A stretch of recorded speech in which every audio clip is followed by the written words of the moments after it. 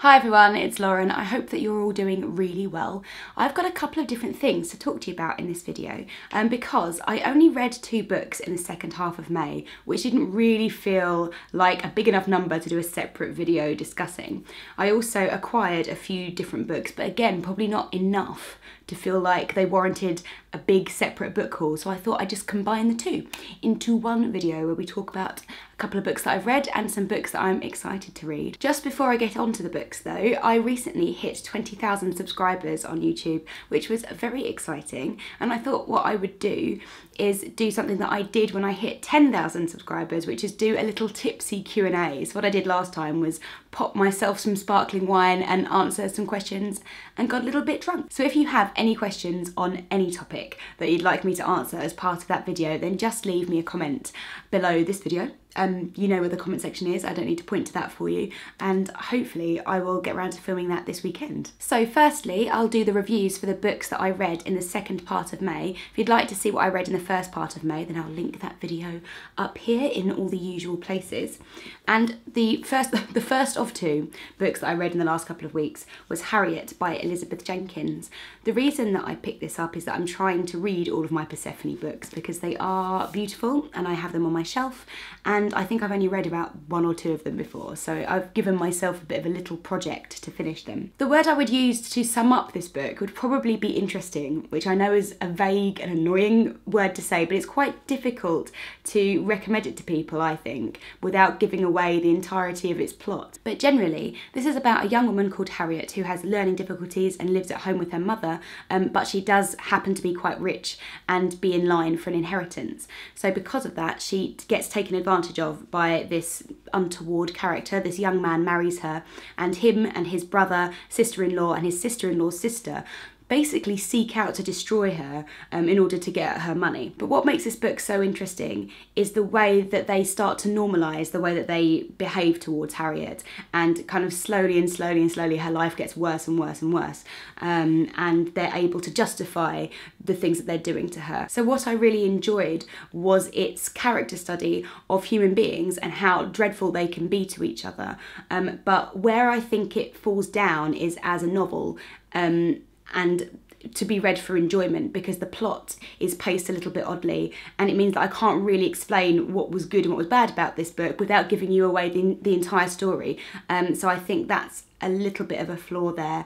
I also think it's a shame that we don't ever really hear from Harriet's perspective, and she is treated with dignity by the author, even though she's not by the other characters, and she's given a little bit of agency and respect, but we don't ever really get her internal voice.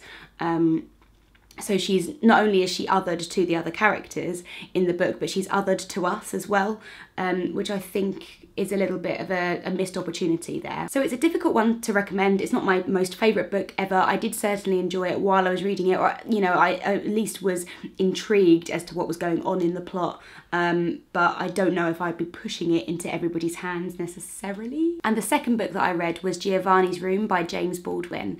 I'd heard so many good things about this book before going into it, and I hadn't actually read any of James Baldwin's fiction before, so this was a really interesting experience for me, and I have to say I absolutely loved it.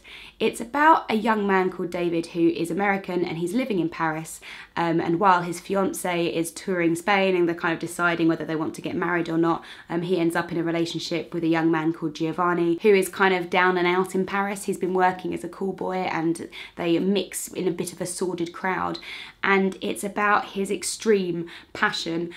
From the beginning of the book you know that this isn't going to end badly, but you don't really know how, because he's talking about it with hindsight and about how his relationship with Giovanni ended. I particularly liked the way that David was written, because it's written in first person, and he is a horrible, careless, selfish character who is full of self-loathing really, and he doesn't really understand how he could be happy in a relationship with 2 men, and so he's almost destroying himself and destroying his own life and others' lives as well, in order to escape that and just get married and have children and sort of live a conventional life. But you never get the sense that this is the author trying to get his own views out through a character. It's obvious that David is just very unself-aware, as are other characters in the novel, and it's very interesting to see how skillfully all of their personalities have been created. For example, I feel like David and Giovanni, and actually a lot of other characters in the novel, who are dealing with their own sexuality issues and self-hatred, but they also seem to really hate women. But you also know that that's not being condoned in any way. It's just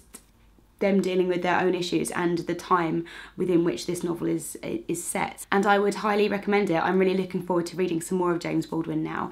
I'd love to hear from you if you've read this, if you've got any other recommendations for me for where to go next with his writing, that would be fantastic. So now on to the books that I have acquired this month, and the first three here are three different little books of poetry which were very kindly given to me by Jen Campbell, whose channel I will link below. I was talking about the steps I'm taking into poetry and working out what poets I like, what kind of poetry I enjoy reading and what I don't, and she had some duplicates of some of these books and basically gave me some personalised recommendations. I mean, I don't think it was that deep, but she told me to try these out. So what I have is Who is Mary Sue by Sophie Collins, A Watchful Astronomy by Paul Deaton, which I hadn't heard of either of these two before, so I'm looking forward to learning a bit more about those.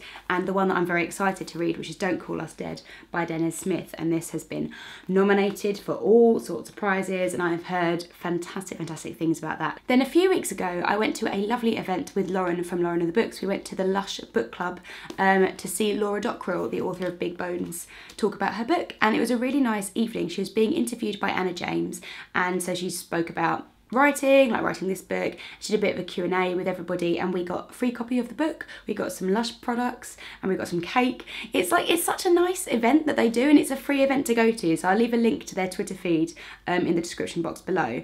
And I think there's a limited number of tickets each time, and it's kind of first come first serve, but if you can get tickets, like, you might as well go, it's amazing. So I have not read this book before, but Laura Dockrell was so fun and so funny. Like, hearing her talk was amazing. And this is about a teenage girl called Bluebell, or Big Bones, or BB as she is known, and she's writing a food diary. So every chapter is about food, and then as she goes on it turns into more of a diary and is about something that's happening in her family, I believe. But what I loved was when Laura Dockrell was talking about the book, she was like, I wanted to talk about someone who was a teenager and going through that phase in their lives, who really loved themselves. And because she's like, I hated myself when I was young, like, and it's so sad that I did, and I kind of wanted to rewrite that history. And I thought that that sounded amazing, and I know that Lauren really liked this book as well, and I don't read that much. I think this does count as YA, it's probably a YA book, I don't read that much of that genre, so I'm really looking forward to reading this. I think it'll be a really nice summer read. I was also sent a proof from Faber of Sally Rooney's new book, which is Normal People. Sally Rooney was the author of Conversations with Friends, which I really enjoyed, which came out last year, and that was her debut novel. So this is her second book, because that's how numbers go. And this is out in September, and so I don't know anything about it because Faber just sent it to me unsolicited, but on the back it says, in school, he and Marianne affect not to know each other. People know that Marianne lives in the white mansion with the driveway and that Connell's mother is a cleaner, but no one knows of the special relationship between these facts. And it says Normal People is a love story about how difficult it is to talk about how we feel. And having read Conversations with Friends, which seemingly didn't seem to be about too much, but at the same time it was about all of the different little intricacies and miscommunications between relationships with people, which I really enjoyed. I thought it was fantastically written. That sounds quite like an interesting premise. So I'm really looking forward to reading some more from her and seeing where she's going with her writing. And finally, I have a set of 4 books very kindly sent to me from Penguin, and I'm so excited about these. So basically, I'm looking at them. That's not interesting for you, is it? I will show you in a minute. So Penguin have started a new series called the Penguin Women Writers, and essentially these 4, I don't know if they're going to be doing more in this series or not, but there are 4 books so far, and 2 books each have been picked by authors Camilla Shampsey and Penelope Lively, and they were asked to recommend some books by women who are out of print. So I don't think it's necessarily the authors, but these books were out of print. So firstly we have Meatless Days by Sarah Saleri and Lifting the Veil by Ismat Choktai, which were recommended by Camilla Shampsey.